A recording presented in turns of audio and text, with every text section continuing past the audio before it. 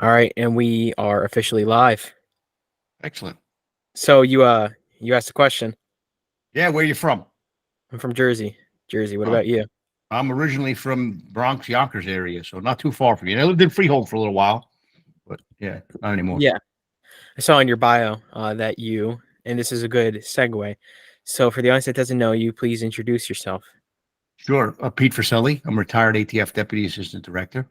It was also an NYPD police officer and detective for 15 years before I did my 20 years with ATF from New York originally. Live outside of DC now.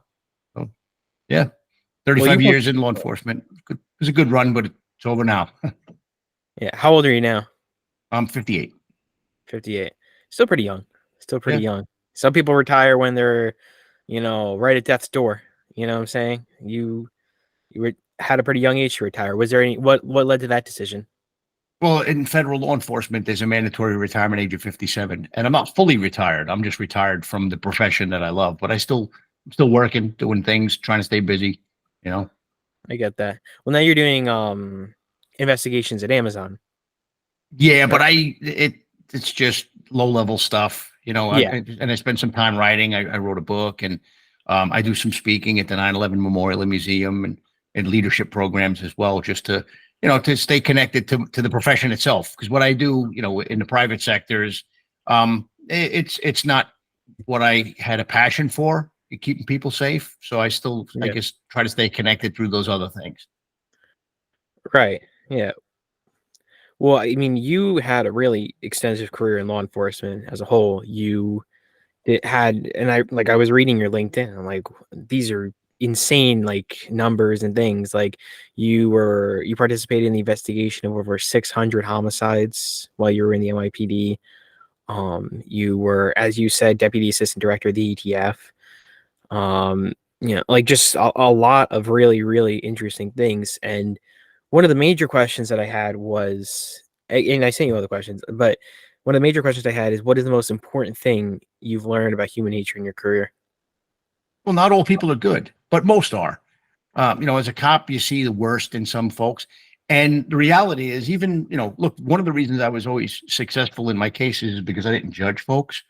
So in some of the bigger cases that I worked, when we would arrest somebody, you'd sit across the table with somebody who did something, or sometimes many things that were heinous, things that the public would not accept as normal behavior. And you had to sit there and build rapport with that person. So, in order to do that, you have to realize that, look, I was fortunate to work with many good people, and I was very fortunate in my career, but all it would have taken is one or two bad decisions, and I could have been where they are. So I mean, I think it's important to know that people are people. How you're raised factors into things. Who you hang out with factors into things. Just there's so many variables. So I just think it's important to go in there open minded and realize that people are people. I remember I had Jim Diorio on here. I don't know if you're familiar with him. He was former head of the New Jersey FBI, and he said basically the same thing. And he would interrogate people from Al Qaeda as well. Mhm. And he, same idea, very extensive career in law enforcement. Now he's like the CEO of a private security company. But yeah, he said very similar things to what you're saying about keeping an open mind when you're interrogating suspects, not to, look at things from the lens of, this person is automatically bad or anything. Just have an open mind.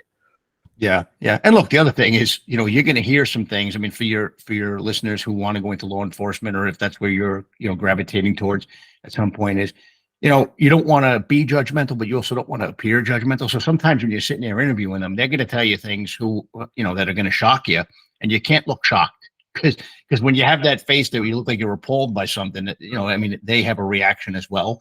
So it's challenging sometimes to listen to folks and just have them discuss things that you find completely reprehensible, and you just got to sit there and just kind of listen. But at the same time, you can't show it because you don't want them to think that you're judging them, and then perhaps not be as honest, because that's what you want. You want honesty, and then everything they tell you, you have to go out and corroborate it as well. So it's not just listening; it's also running down that information and proving that it's either true or false, and then going back and engaging them, in further discussion to iron out even the finest of details, so that you have the whole story. Is there anything that suspects have confided in you or told you that you were personally appalled by? We interviewed, well, there's a few things. I mean, I worked a case that involved a bunch of home invasions. It was called the Bellow case, and it was 23 people in total, and they didn't always do the robberies together. Like, three people might do it one day, the next day five, and the next day some of those people might be with some others. And some of the things they did were pretty bad. Like in some instances, they would go into houses, and they were mostly doing drug robberies, and they would get information from other drug dealers, which is not, great information. So they'd go into houses at times thinking it was a drug stash spot, and sometimes it wasn't. And I remember him describing one time how they had a family in there, and they thought the father was holding out. They thought the father was a drug dealer, so they decided to try to get the information out of him by raping the daughter in front of him. Horrible thing, right? Turned out they were in the wrong apartment. Had another one, um, not the same case. In fact, I wasn't the case agent on this case. I was helping the case agent, where a group put a baby in a microwave, and they were, "Where's the money? Where's the money?" And the parents are saying, "We don't have any money," because they didn't. The people were in the wrong house, and they were pushing the buttons on the microwave. Thank God they never pushed start, but there was a newborn baby in the microwave while these people were trying to rob this family, thinking that they had drug money that they didn't have. I mean, that's the scary thing with these home invasion robbery crews is once they're in somebody's house where they're not in the public view, some of those acts that happen in these places are some of the worst things I've ever heard. I mean, in some ways, far worse than what you hear about with gang shootings or some other crimes. And it's usually drug dealers robbing drug dealers, but sometimes they get information, puts them in an innocent family's house or an innocent person's house. And sometimes that violence gets out of hand because they don't believe that they're in the wrong house. They think that someone's holding out on money or drugs. So, and this is a question that or this is really something like I've heard from and asked about with different FBI agents that I've interviewed. And a very big part of it is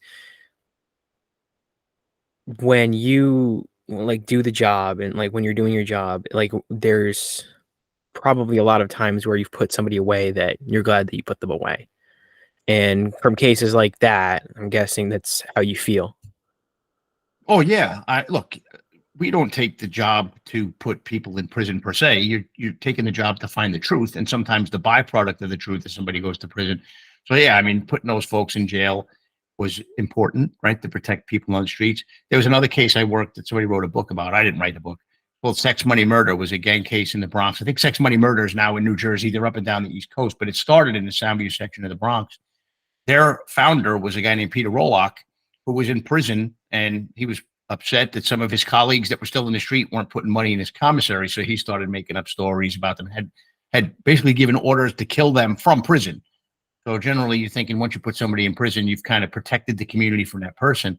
But in this particular case, he was still ordering murders from within jail. So with him, we were actually able to get him sentenced federally to life plus 105 years in solitary so that he couldn't reach out and have people killed on the outside. So again, I mean, our goal is to protect the public and to follow the evidence. And the byproduct of that is sometimes people go to prison. Sometimes, unfortunately, they have to go to prison and be put in solitary so they're no longer a threat to the public.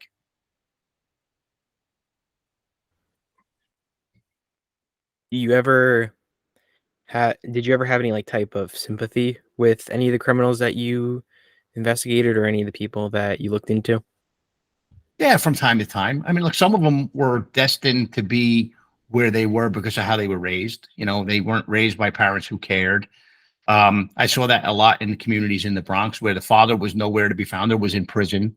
And, the mother would rely on the son to go out and fill the role of the father. Not so much, as a companion, but as, the person who took care of the house as far as making money. And a lot of these kids were young. So they didn't have a full education. They didn't graduate high school. So for them, making money meant robberies or selling drugs.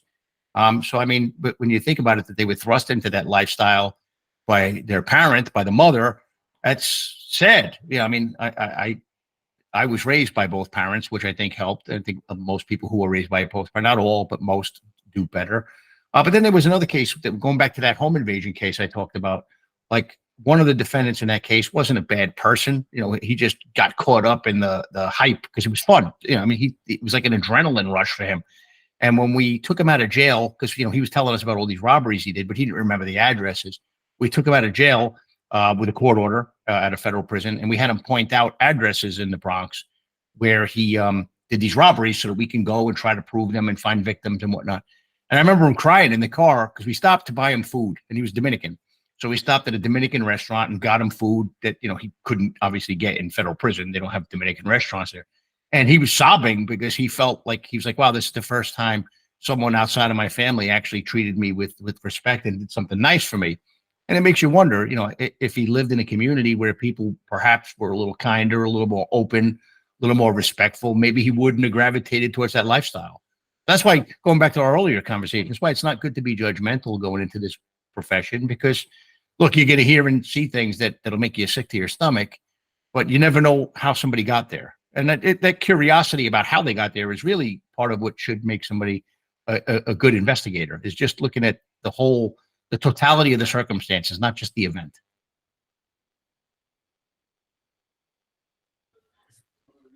Well, when it comes to having an open mind, sometimes a lot of people in law enforcement will, and just anybody that does any type of investigation, they tend to notice patterns in different personality profiles of different people. So was there ever a consistent personality profile in many of the homicides that you investigated and any of the people that were willing to kill?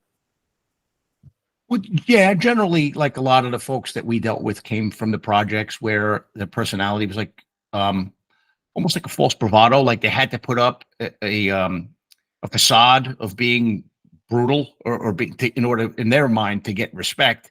So they would go out and do things that most folks wouldn't do. Like Peter Rolock, the person I spoke of earlier.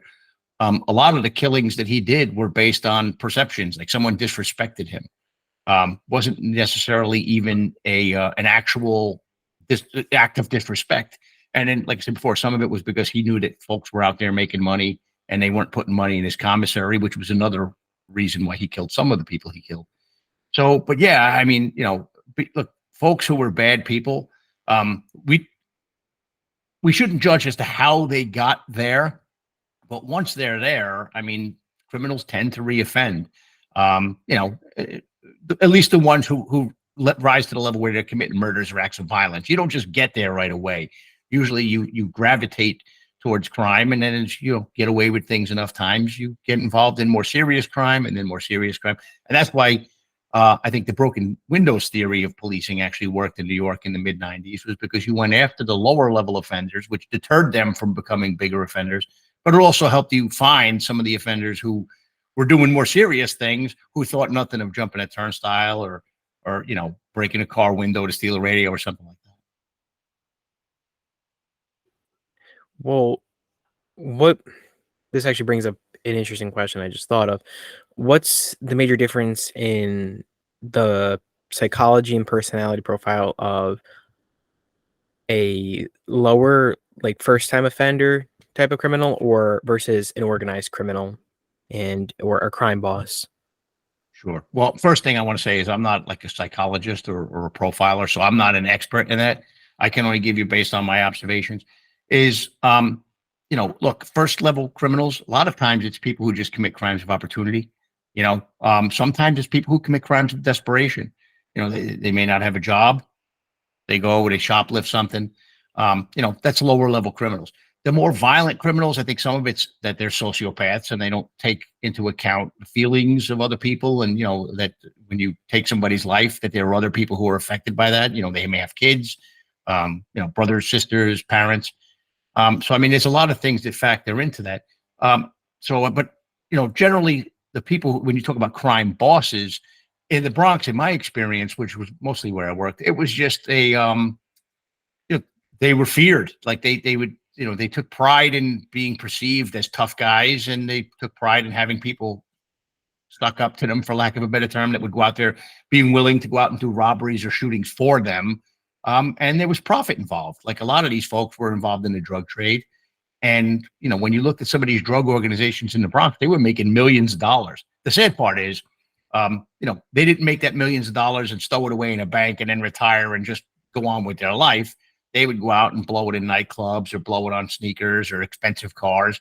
And, that lifestyle, required them to continue to do what they were doing so that they can continue to live, the way they were living. I mean, they would throw away thousands and thousands of dollars per night at nightclubs where, most folks that lived in the Bronx couldn't afford to do that, even once a year. And these folks would do it, all the time. It was a lifestyle, that they enjoyed it. They enjoyed the attention. They enjoyed the adrenaline rush. But the problem is in order to do that, they hurt a lot of people.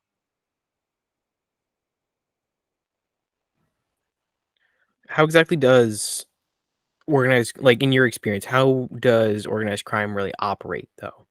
Because I feel like when people talk about organized crime, it's a bit all over the place. But in your experience, how does organized crime operate and function? Well, I mean, there's different types of organized crime. Like if you look at the cartels, technically they're organized crime. You look at the Italian mafia in New York, organized crime. You had the Russian mafia, which I never really dealt with the Russian mafia. Mostly they were based out of Brooklyn, out of neighborhood, Brighton Beach. I did deal with, to some degree, with Albanian organized crime in the Bronx, which was in the Lydig Avenue area. Like they're groups of people. Generally, they mostly prey on their own, people from their own communities. Like Albanians mostly were robbing other Albanians, although some of them were doing some home invasions of other drug dealers and whatnot, stuff that they didn't think would get reported. Same thing with the Italian organized crime. I mean, most of the people that they were killing were other members of organized crime, but they would go out and use the fact that they had numbers and they had strength to go and extort people. For example, I'm sure you've heard of protection rackets where you'd have to pay for someone to not break your window and whatnot. But I mean, they were empowered because they had strength in numbers. And generally, with with the Italian and Albanian and Russian organized crime, they kept a lower profile. Like they weren't out doing brazen crimes because they wanted to remain free. So it was usually stuff that they'd get caught when someone would stand up to them or something got out of hand and someone was killed. But for the most part, it was extortion and hijacking trucks and selling the products for a profit. Tobacco smuggling, believe it or not, was something that was very big with Italian organized crime for a while. Now it's still big with terrorism, and almost the cartels are starting to get into it as well now, which is interesting. So yeah, I mean, organized crime, gangs could also technically be perceived as organized crime, although folks don't think that way. But generally, it was not as in your face, not as not like gunfights in the street like you see with a lot of gang activity in a lot of big cities. So, what was generally their MO though? Like, what would be so? Like, let's just say, for example, with the Russian mafia or the Albanian mafia, like the mafia, right? Mhm. In general, right? Like, what exactly would be the MO? For protection money or whatever. And like they go up to a person and they're like, hey, your store might get robbed. The next day there's like a lock jimmied open, and then they're like, oh, you should have gotten protection, sort of thing. Or Yeah. like, how did this work? Well, it depends on the crime. So with the extortion cases, you just nailed it. Or like I know one of the other big scams in New York was waste removal, carting. Like garbage. Because in New York City, if you don't have your garbage removed, the fines are pretty high from the city of New York. So you just next thing you know, your garbage isn't taken, and then the following day it's not taken. Next thing you know, you have a pile of garbage in front of your business, and a ton of fines, running up, and then finally you decide, hey, I guess I need to pay this guy to come take my garbage. With the Russians, a lot of it was they would scam tax from petroleum, believe it or not, gasoline taxes, tobacco taxes. You go to Virginia, for example, you buy a pack of cigarettes for $1.10, you bring it up to New York for, back in my day, it was like $7, $8, right? So that's $5 roughly a pack. Well, think about a tractor trailer full of cigarettes, talking millions of dollars, right? So the tobacco smuggling was a big thing from organized crime back in the day. And then they were also involved in smuggling heroin. There was the Blue Thunder case, which was I think it was run by DEA and the New York State Police and NYPD back in the 80s. They made so much money smuggling heroin that they actually owned at one time the overseas franchise rights for the Teenage Mutant Ninja Turtles, which were huge back then. So, I mean, so what they would do is they would take this illicit money and then launder it by getting involved in stuff that was legitimate, buying businesses, buying overseas franchising rights to something like the Ninja Turtles, or even investing in productions, movie productions. So, yeah, I mean, that's what makes it, I guess, organized crime is it's not like chaos in the streets, but, they make a lot of money, they launder that money, and they get rich. Now, the thing with a lot of the Italian organized crime back in the day when it came to the heroin trafficking is they weren't the ones out in the street selling, on the corners. That was done by people of color, which is another whole story, how you had Italian organized criminals basically making money with no risk to themselves, like the kids on the street were risking themselves by going out there and slinging drugs. Well, I mean, what was your when you're okay, what was your era of organized crime? Because when we're talking about organized crime in general, right, a lot of people kind of unfortunately, I feel like, and this is a naive way of looking at it, but they generally think that it's gone away, that the mafia and organizations like that, it's totally gone. But, you know, like in your experience, right? And how did it look after the major mafia trials of the five families, for example, like in your experience, how did it look after that, and what was the differences, and who or like and how does it work nowadays compared to then? Yeah, well, I'm not an expert in organized crime. Generally, the FBI handles organized crime cases, and I'm an ATF agent, so I had some involvement with organized crime cases. But things quieted down with organized crime in New York City around the time of the trial of Vinny Bassiano, who was the head of the Bonanno crime family for a while, and who I actually had run into quite a few times in the Bronx, because that's where he was based, in the Bronx, based in the East Tremont Avenue section of the Bronx. But so I mean, but yeah, organized crime from my involvement usually had more to do with the Albanians. The FBI had pretty much a stronghold on the Italian organized crime, but every now and then you'd see the Italian organized crime groups relying on the Albanians to do some street work for them, because look what happened in around the time where the John Gotti prosecution and some of that other stuff was going on is that a lot of the Italian organized crime folks that lived in New York City moved. They moved to, upstate New York. They moved to New Jersey. So what happened was you saw this dynamic where the Albanians, for example, in that area of the Bronx, they were still living there. So they had strength in numbers. Like I remember there was a social club on Morris Park Avenue where they had the gambling. I don't know if you're familiar. Like you can go and play like slot machines and whatnot. They actually paid out, but it was illegal in New York City. And the place was run by an Italian organized crime captain, and I don't remember which family he's from. I think it was Bonanno, but I could be wrong. And I remember Albanian organized criminals went in and basically said, and Morris Park Avenue, mind you, was an Italian stronghold back in the day. But they went in and said, hey, this is our place now. So this Italian organized crime captain pushed back, and he started to call up his buddies who had to drive in from outside of New York City. Well, the Albanian guy just went out and kind of made this whistle sound, and the next thing you know, people were coming out of the buildings. They beat the hell out of this Italian mob captain, and eventually that Italian mob spot became an Albanian mob spot. So I mean, there's a lot of dynamics that come into play when you have these different factions of organized crime operating in a place like New York City. So yeah, when a lot of the Italian organized criminals moved out, a lot of their strength went away, but they still, they pivot. They find other ways to make money. Healthcare fraud, all different things. Like criminals, they evolve, so law enforcement has to evolve to keep up with them. Well, you mentioned a bit earlier what you were saying about the ATF and the FBI and how they have differences. Mm-hmm. What are the major differences between the FBI and the ATF? Well, some of it's jurisdictional. Like ATF's jurisdiction is limited to stuff that involves, well, it used to be alcohol back in the days of Al Capone. Technically, they still have some jurisdiction there. Tobacco smuggling is another area where ATF had a big role, and they've kind of pulled away from that as well because firearms is their bread and butter. And violent crime involving firearms has gotten off the hook. So a lot of people think when they think of ATF, they think it's only involving firearms trafficking, but that's not true. Like most of the work I did was homicide cases where people would use firearms in the furtherance of federal crimes of violence, robbing grocery stores, robbing drug dealers, dealing drugs using firearms to protect your drug trade. Those are all federal crimes of violence as well. So that's primarily what I focus on. And then also explosives, as long as it's not terrorism. If it's terrorist related, it goes to the FBI. Now, the FBI's jurisdiction is pretty much any federal crime.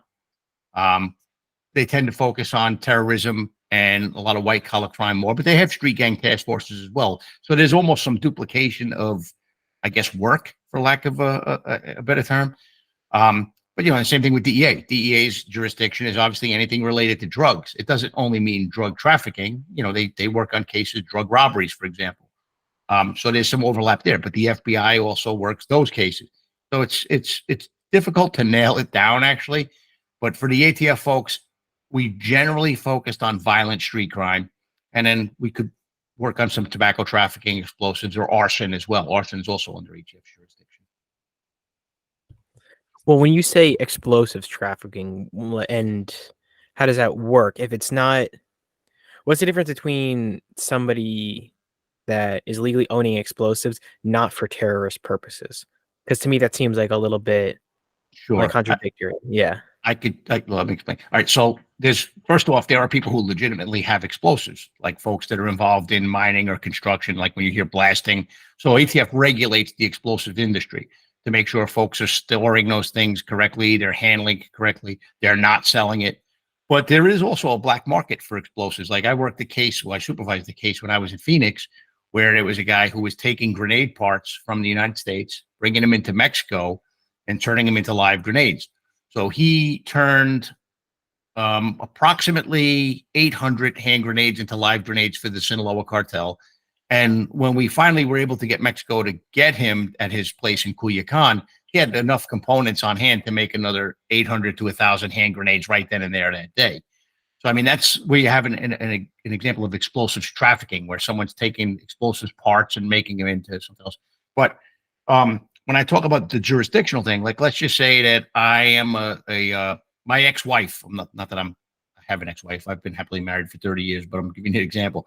I have an ex-wife who I just want to get rid of. I'm tired of paying her alimony, so I decide I'm going to make a pipe bomb, which is not that hard to make, and I'm going to put it under her car and blow her up. Right? That's a criminal bombing. Technically, that falls under ATF's jurisdiction. Now, if you were to take that same example and try to kill a federal judge or a politician, or you put it in front of the Democratic National Committee, like what happened on January 6th, if that was a live explosive, that would be terrorism. I mean, it's not, it's basically attacking government for a political purpose. So the FBI would have jurisdiction in those sorts of incidents. But if it was just a criminal bombing or revenge bombing, that falls under ATF's jurisdiction. And sometimes there's some back and forth between the two agencies over who's in charge of what, but they work it out, Right. So, and that's an interesting point, though. So, what would motivate somebody to use a car bomb, though, instead of a gun?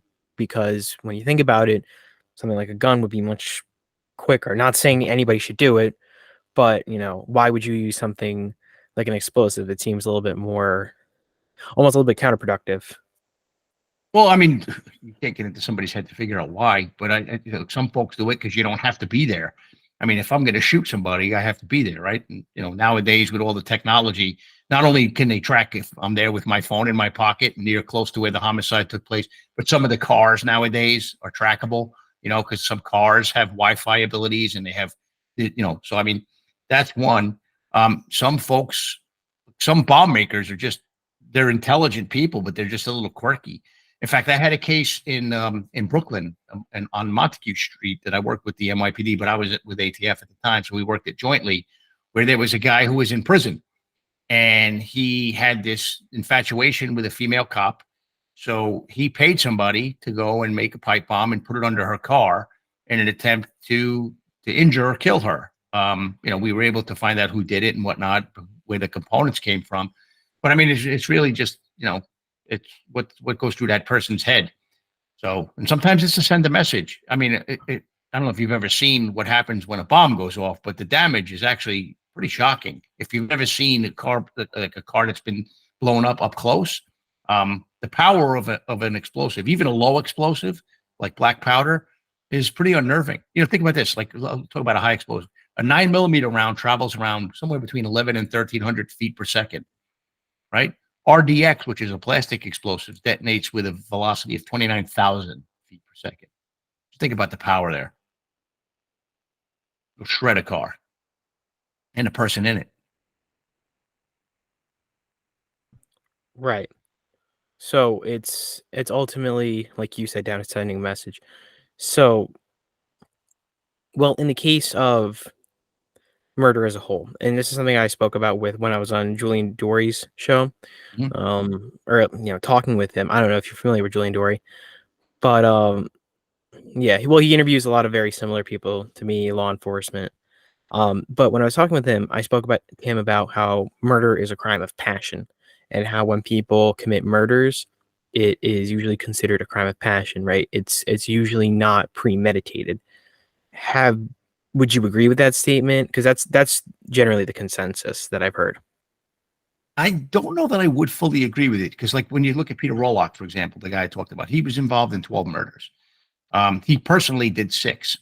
Most of them were um, revenge or sporadic. They were planned out. They weren't like in the moment. Like, for example, Carlton Hines was one of the people he killed.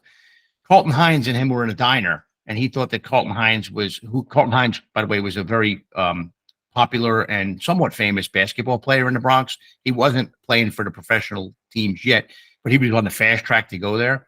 So Roloff did not like the way Hines engaged him in eye contact at this diner and decided, you know what, I'm going to kill this guy. And he eventually caught up to him, and this is many, many weeks later, at a car wash on Boston Post Road in the Bronx, where Carlton Hines was vacuuming his car, so he had his head down. He wasn't paying attention to his surroundings. And Roloff walked up and shot him in the back of the head. So another guy that he killed was a guy who Mestre was his name. Was he perceived that Mestre may have been a witness to a homicide that he committed in Soundview Projects, and Roloff saw him outside of a store talking with his face facing into a payphone, which I know there's not many payphones these days, walked up and shot him in the back of the head. So those were premeditated, like he would hunt these people down. So I don't know that they would be considered crimes of passion. And then the same thing with some of these people with the home invaders that I investigated, where some of the violence would escalate up to murder. It was mostly to cover their tracks because, they would commit a home invasion robbery. They'd now be seen. And it was like, well, okay, I don't want to get caught by the police. So the easiest way to do this is to kill this person that just saw me. I remember there was one guy, Segundo Batista, on a case that it wasn't my case, but I helped on it. He was breaking people's necks to kill them in apartments so that they couldn't be witnesses against them. So, I mean, I think a lot of murders, probably the majority of them are crimes of passion, but some of them are planned out and, and then executed. Was there anybody that has committed a murder that you had sympathy for? Yeah. Again, there's people who get put in these situations where they have to, they perceive that they're in danger when they might not necessarily have been in danger. And look, it is an example that I can give you that's very recent. You look at the one where this person was charged in Lower Manhattan recently, where he was working in a grocery store. Guy came in, first, I believe it started as an altercation with the guy's girlfriend. Then he went behind the counter. And if you remember, the bodega owner stabbed him in the neck and the guy bled out. That's murder, technically. Certain that that's not what that person set out to do. He has to live with that. So, I mean, you see instances like that where they were self-defense murders, where you certainly feel bad for the person who was put in that position. But at the same time, you understand why they had to defend themselves. So, I mean, there's sympathy that goes along with that. The criminal justice system sometimes is weird. And, sometimes, like, I know they dropped the charges against that bodega owner, and I apologize, I can't remember his name.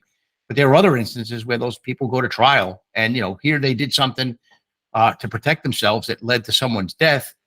And then to add insult to injury, they wind up going through the legal system and spending a fortune to defend themselves. And look, some people are found guilty, or even sometimes they're found innocent of the murder, but they're found guilty of perhaps having the gun that they shouldn't have had that they used in that murder.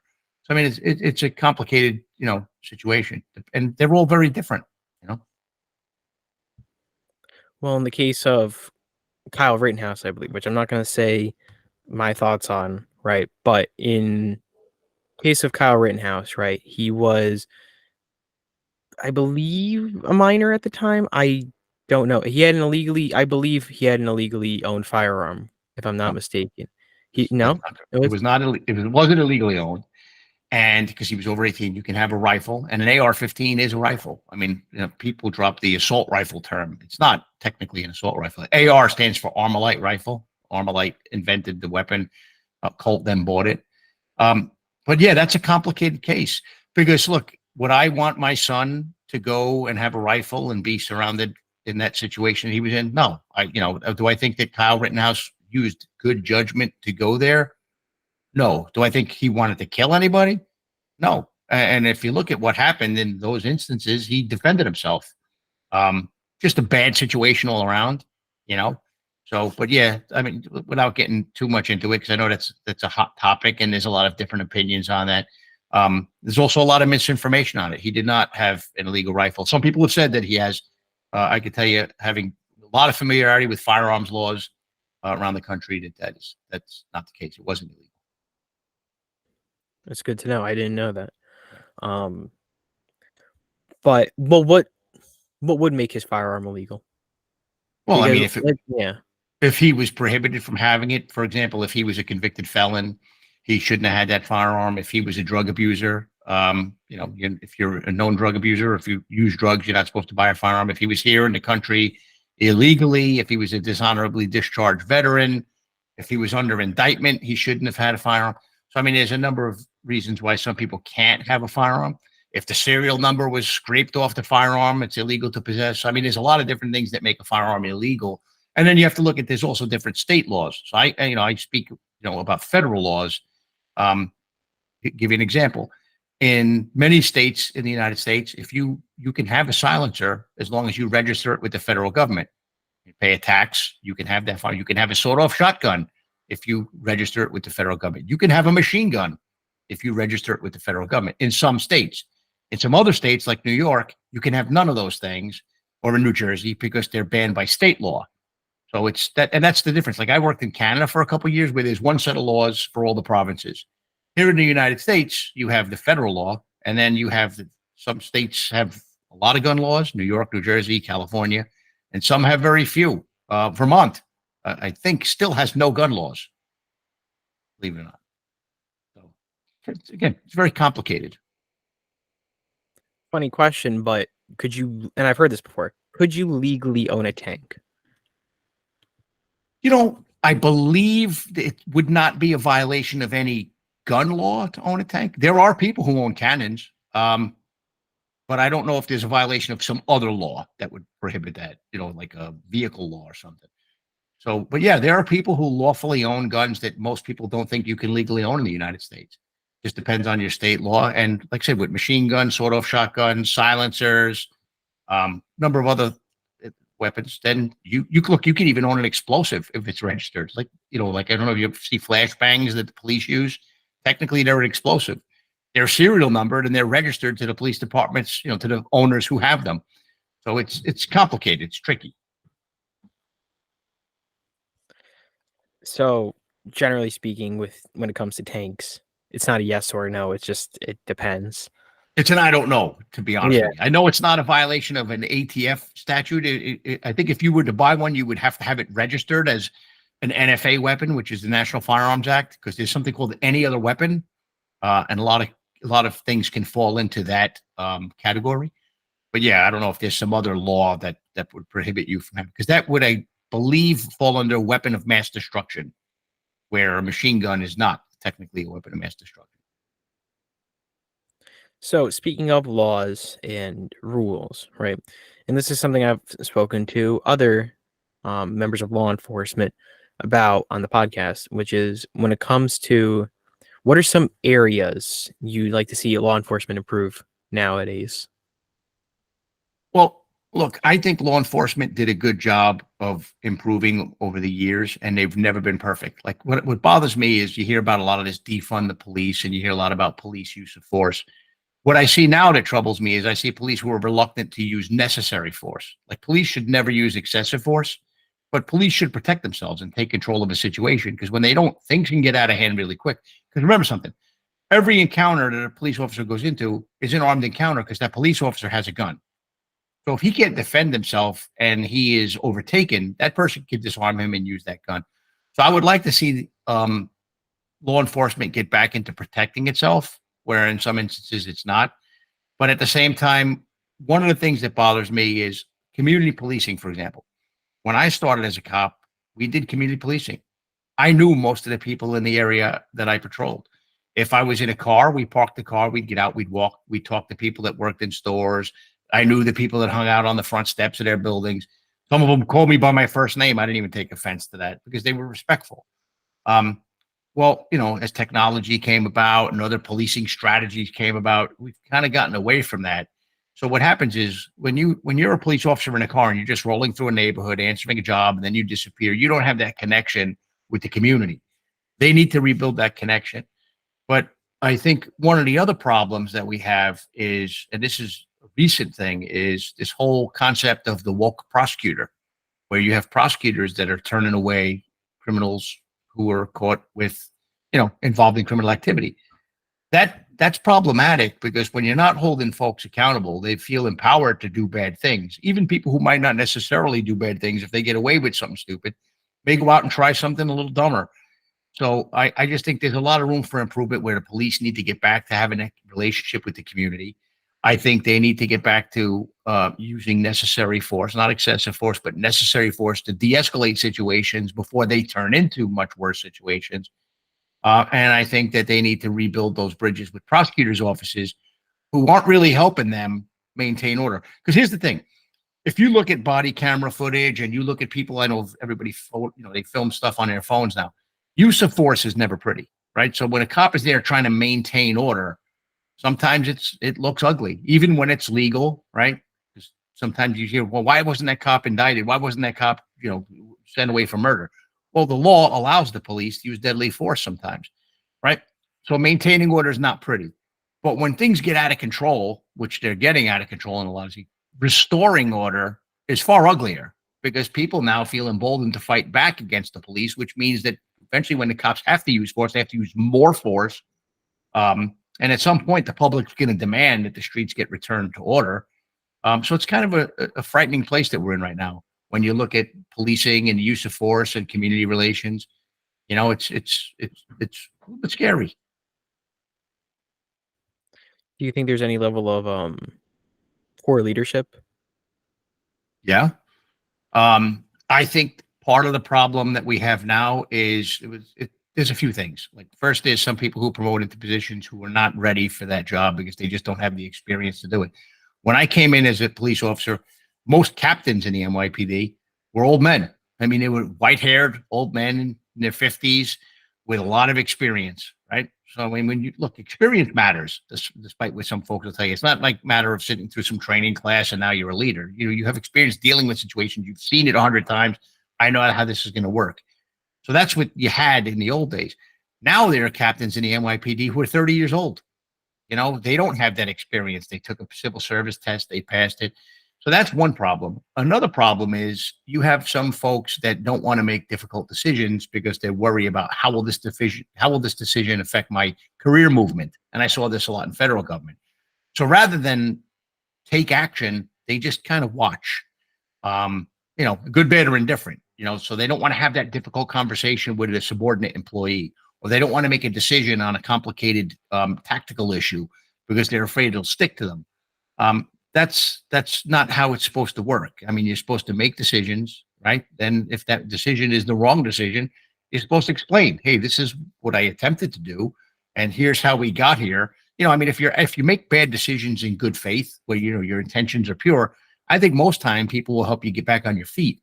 But what I've seen lately is a lot of people who just don't want to make the decisions because they're afraid that it might hurt them. I made difficult decisions throughout my career, and I had a lot of explaining to do along the way. Because I held myself accountable, and I think that that's what people want in leaders, but I don't see a lot of that today. And then it's compounded by the elected officials, right, who want to keep the constituents happy, and you have police leaders who won't stand up to elected officials or even just explain the why sometimes, why some things happen. Instead, it's just yes. And then, take it one step further, you look at, I think it was Oakland. I think Oakland went through like 3 or 4 police chiefs in less than a year, right? So, I mean, in that instance, you don't even have leadership because there's no constant there. If a police chief comes in and realizes, well, if the city council just doesn't like me for some reason or another, I'm gone. How do you ever get that police department to move forward in any direction? So you kind of have like a police department. It's like a cork on an ocean. It's very unhealthy for the department and for the community. Right. Did you ever see that in federal law enforcement? Well, I wrote a book that's coming out in March about Operation Fast and Furious. It's called The Deadly Path. To answer your question, absolutely. I think a large part of why Fast and Furious happened was inexperienced leadership. You had a special agent in charge of the ATF office out there who was one of the nicest men I've ever met. Good father, great member of the community, but he wanted to be all things to all people. And he also wouldn't make decisions that were difficult decisions to make because he wanted to promote higher up in the organization.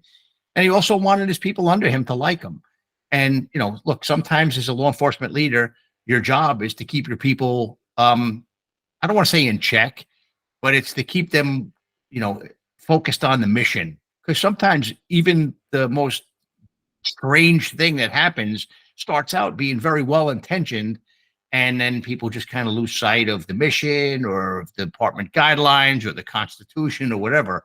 So I mean, firsthand, I've seen what weak leadership can do to an organization. And the other thing is, had Bill, his name was Bill, again, nice guy, had Bill said no to some things, he would have saved his own career as well as the careers of the people below him, and frankly, some of the people above him, because some people were held accountable, and a lot of it was just weak, inexperienced leadership that got us there. Well, a major argument with regards to what we're talking about right now is political persecutions.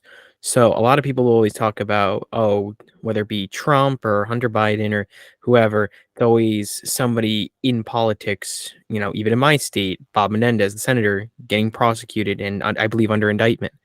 So is there any truth to the statement of some politicians are getting investigated for political reasons? Is there any truth to that you've seen, maybe even?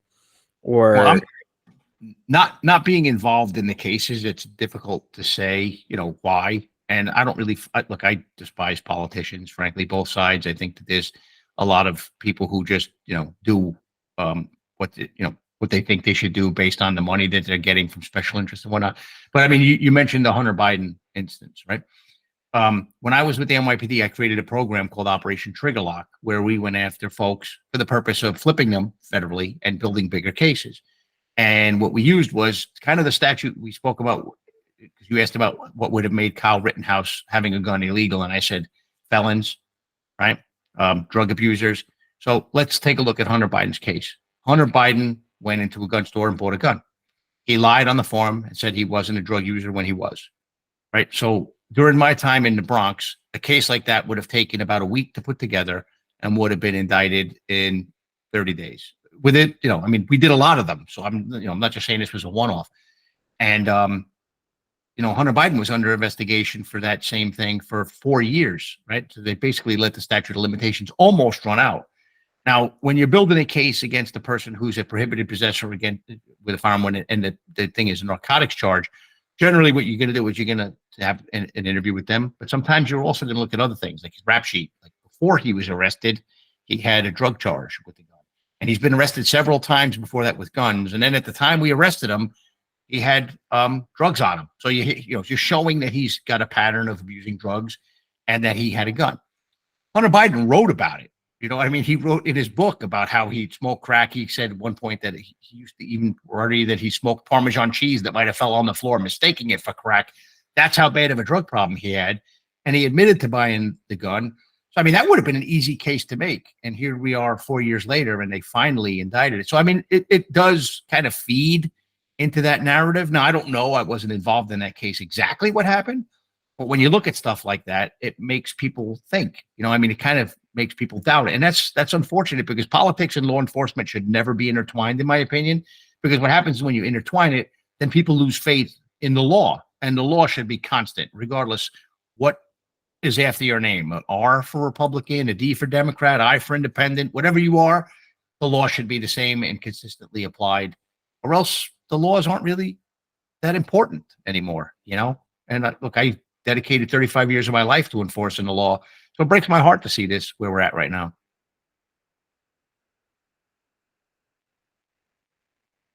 In my conversation with Jim, a lot of the solution was just really better leadership in both like directors of different agencies.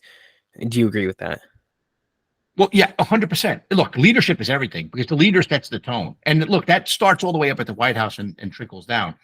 And look, I'm not saying that the president or like the attorney general or any agency head is involved in every decision, but they do set the tone.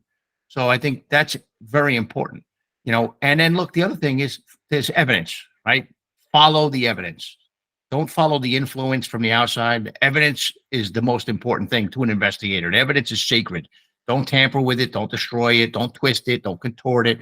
Follow the evidence. And if the evidence takes you down a path and that path leads to someone getting indicted or being put in jail, then you did your job. You know, when you're letting other matters influence you, then you lose the integrity loses, you know, I'm sorry, the profession loses some of the integrity that it has. You know, I mean, people should trust that the law is going to work for them. Not that it works for anybody else. You know, I mean, not that it works for one side or the other side or the government versus, it should be the truth, should be the ultimate goal. And interesting question, but do you have any like names of people you would want to see as leaders, or you like leaders you would want to point out that you believe did a good job while you were still in law enforcement? Oh, absolutely. I worked for some amazing bosses and I tried to steal the look. What I always say is like I was a deputy assistant director, like you mentioned earlier. You know, I don't get to decide whether or not I was a good leader. That's not I am not allowed to do that. That distinction falls entirely on the people who worked under me. Did I lead them right? Because I'm serving them. They don't serve me. That's how a leader should look at things. Looking back at my career, Bill Bratton was an amazing leader. Amazing. Ray Kelly was an amazing leader. Now those are very prominent people. I also know like there was a chief in the NYPD named John Cutter. Knew him from when he was a sergeant, rose through the ranks, never changed. You know, was always true to the mission, true to his people. So I mean, there's plenty of good leaders out there. The problem I think that we have now is that there's such a lack of support for law enforcement amongst folks because of the politics that you can be a good leader and you can be effective, right? But you can only be as effective as you're allowed to be. So if you're going to get crushed by the political class, then you can't get certain things done. But there are some great leaders out there. And like I said, the two that stand out the most to me is Kelly and Bratton. And look, even in ATF, we had B. Todd Jones, was our director, first Senate confirmed director, appointed by Barack Obama. He's awesome. Great man, changed the agency for good. He was succeeded by Tom Brandon. Same thing, great leader. Did great things for the agency. Were either of them perfect, or were Kelly or Bratton perfect? No, but they were good. They had charisma, they had vision, and they cared about the mission and the people. And that, to me, is the most important thing. And when I say the people, I don't even just mean their people. I mean the people that their people serve is important. You know, it's the mission. It should be all about the mission.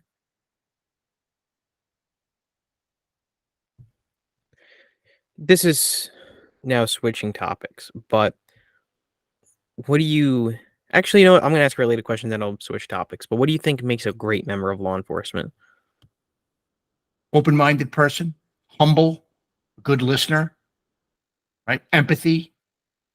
If you have that, they can teach the rest.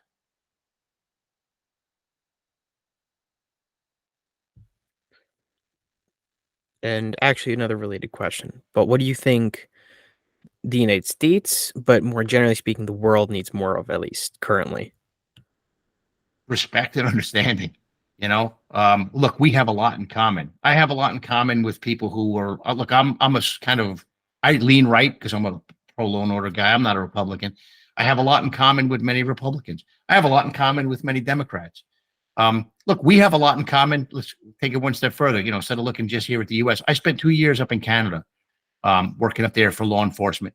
We're so much alike, the people that live up in Canada, and you hear about all this stuff going on up there with their own political unrest with Trudeau and everything.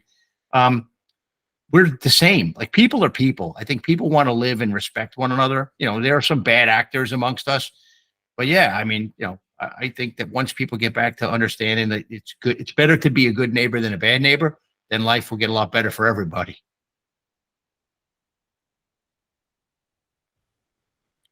This actually it works perfectly because it relates to what I was going to ask you. But for you personally, you have been through some very, very, very interesting circumstances in your life. And when I read this on your LinkedIn page, I was kind of shocked, and it actually gave me a little bit more respect for you as a person too. But you survived both the 9/11 attacks and you developed lung cancer afterwards. So that was, I don't know if that was back to back, but you survived two, life-threatening situations that, would unfortunately either kill or alter most people. So what do you learn from living through those? Well, it's complicated. Like 9/11, I responded to in 2001. 9/11 happened so fast when you're there. Like it didn't seem real. I felt like I was in a movie. Like people ask, were you scared? No. And it's not because I'm brave. It's because it just was so much happening so fast that you just try to fill in like whatever holes you could fill in.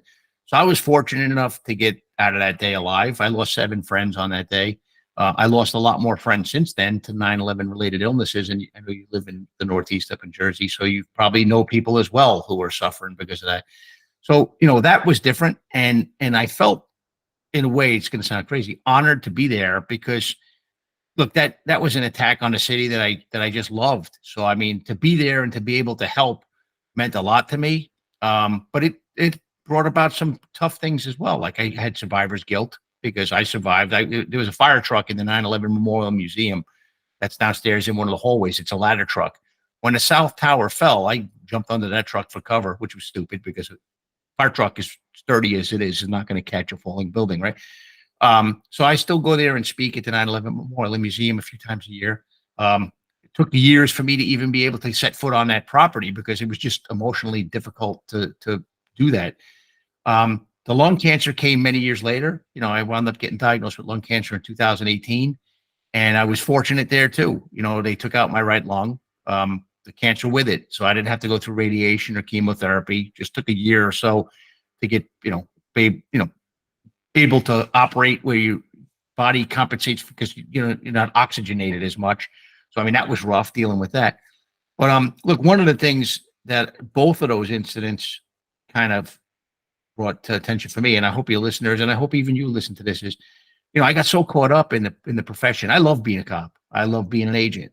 I mean, I went into work on the holidays. I worked late every chance I could because I don't want to miss out on a Bigfoot chase or the gunfight or the big arrest or the crime scene.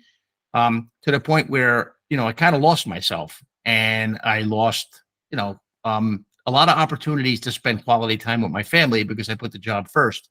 And it wasn't until I came out of anesthesia for the lung cancer and I was staring at my wife and my daughter. My son was, both my son and daughter served in the military. My daughter happened to be home. My son was with the Coast Guard. He was away.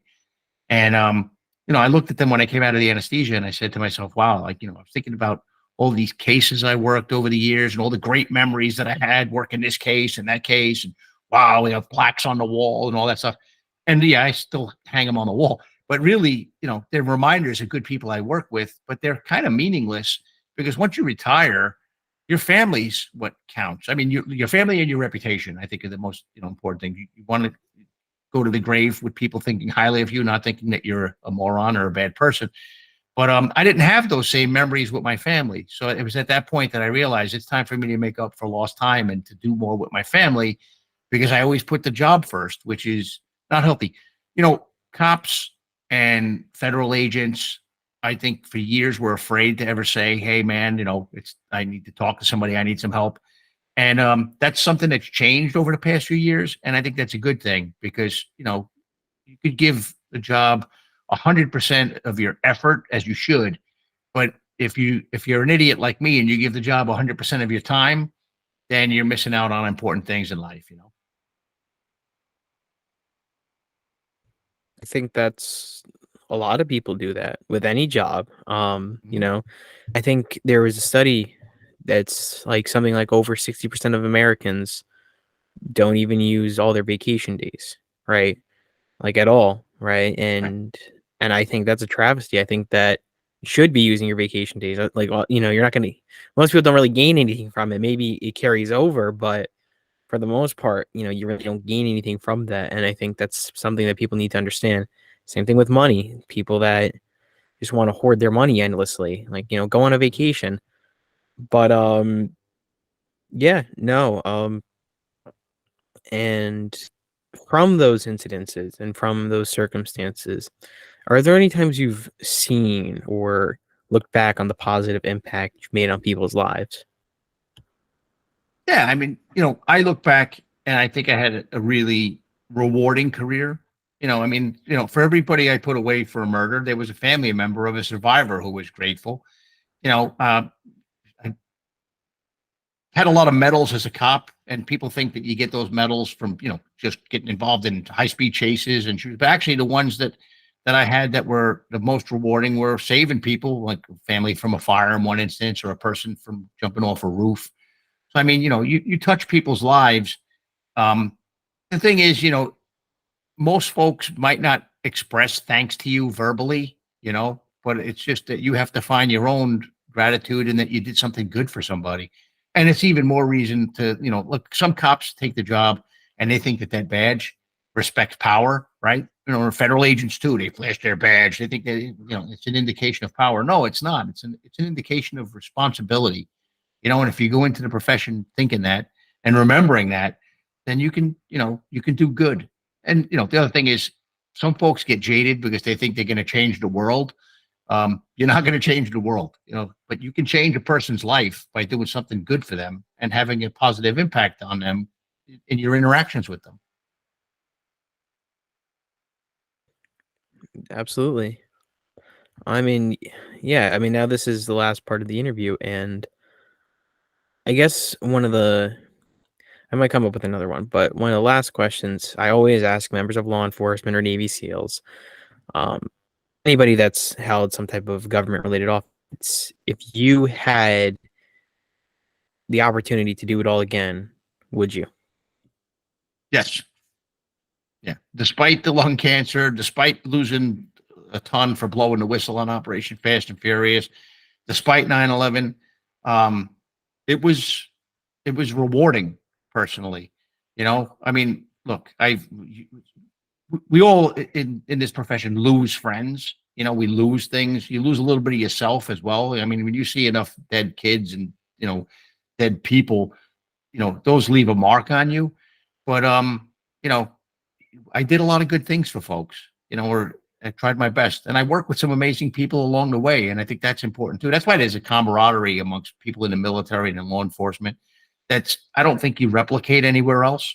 And I know some folks actually are envious of that, but it's a good thing. Not the envy part, but I mean the bonds that you build with people along the way because you sacrifice together. I mean, I'm not saying law enforcement sacrifices like the military. I never had to sleep in a fob somewhere in Afghanistan or Iraq worrying about a missile being launched on me. But I've seen some bad things and I've been in some pretty crappy situations with some amazing people. What's the most important thing you've taken away from it all? The importance of human beings, of humanity, of respect, regardless of where someone comes from or how much money they have. People deserve respect. And look, that's why now that I'm retired, I advocate for law enforcement and I'm a huge fan of the military.